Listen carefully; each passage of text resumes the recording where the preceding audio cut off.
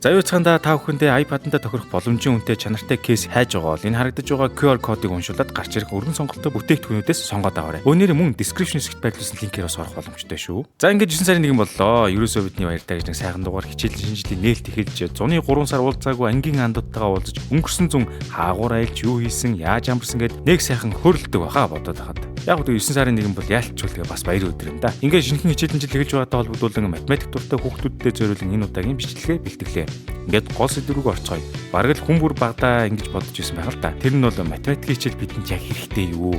Амьдрал дээр гараад биднэрт математикийн томьёо угаасаа хэрэг болохгүй шүү дээ гэх мэтчлэн зүйл байсан. Ер нь бол математик дургүй ах шалтгаан гаргаж ирээд ярилцж байгаа хүүхдүүд л гэсэн үг л дээ. Гэхдээ математик бол угаасаа бүх шинжлэх ухааны хаан бөгөөд гарцаагүй чухал зүйл гэдэг нь үнэн учраас яагаад вэ гэдгийг одоо тайлбарлая. Математикийн хүүхэлдлийн нэршлийн хувьд нийтийн тооллын өмнөх 2-оос 4-р зууны орчимд сэргэн мандаж байсан эртний грекээс үүссэн гэж үздэг. Үгийн бүтц гарал үүслийг нь задлуул матема буюу одоо сурах судлах шинжлэх гэсэн үгнээс үүссэн аж. Математикийн шинжлэх ухааны онол төр тулгуурлан өөр бус шинжлэх ухааны салбарууд үүсэн хөгжсөн гэхэд нэг буруудахгүй болов. Яг одоо энэ бичлэг үзэж байгаа таны ухаалаг төхөөрөмж болон утас таблет зэрэг бүтээхэд математикийн олон томьёо дээр үндэслэн судалгаа туршилтыг шаардлагатай байдгийг мэдэх баха. Тэгвэл зөвхөн техник технологи шинжлэх ухаан чиглэлгүй таны бодлоор математик огт шаардлагагүй гэж бодож байгаа салбарт хүртэл математик оршиж байдаг. Мат үзэхгүй бол ямар ч мэрэгжил сонгосон яах вэ гэж боддог хүүхдүүд ямар олон байдгийг. Тэгээд энэхүү бодлоос олж ямар том алдаа гаргадаг гэж санана. За жишээ нь маркетинг зар сурталчилгааны салбарыг аваад үзье. Шууд утгаараа математикт огт хамаарлаггүй шахуу ажил мэргэжлийг санагдаж байгааз. Гэвч маркетингийн үндсэн шин чанар нь статистикийн цуглуулсан тоо мэдээлэлээр үндэслэн тухайн бүтээгдэхүүн үйлчлэгийг хаана, хэн, хэдийн хугацааны давтамжтайгаар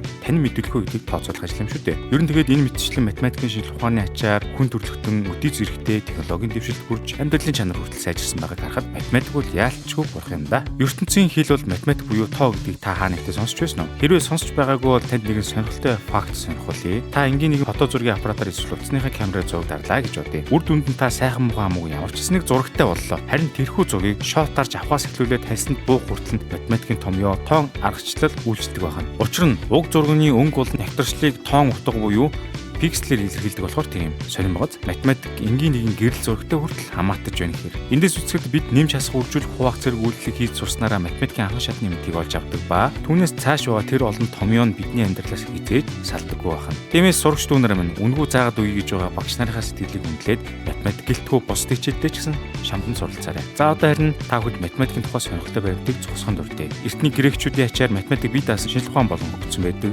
Хүн гартаа 13 таа байсан учраас 10-ын тооллын систем үүссэн. Харин та нар Аватар киноны Научуд 4 хурдаг гэдгийг санаж байна уу? Тийм учраас Научуудын тооллын системд нь 5, 10 гэсэн цифр байдаггүй. Альбер гэдэг нь ихэнх хэллэгээр ижил дуудлагатай байдаг ба математикийн ачаар логик сэтгэлгээний ойлголт бий болсон. Тэнцүү тэмдгийг анх 1557 онд Роберт Рикорд гэдэг хүн өөрийн залхуу зангаас авалж бүтээсэн бөгөөд тус тэмдэгт байрлал 2 параллел шугам нь үүнээс илүү энэ тэнцүү зүйл гэж үгүй гэсэн утга санааг илэрхийлсэн юм байна. Тооны машин болон сампинг үсээгөө байх үед хуруу болон чулуу анхны тооцоолох төхөөрөмж гэж үздэг байна. За ингээд эцэстний хэлэхэд чи математикийг орхисон ч математик чамайг хизээж орхихгүй шүү.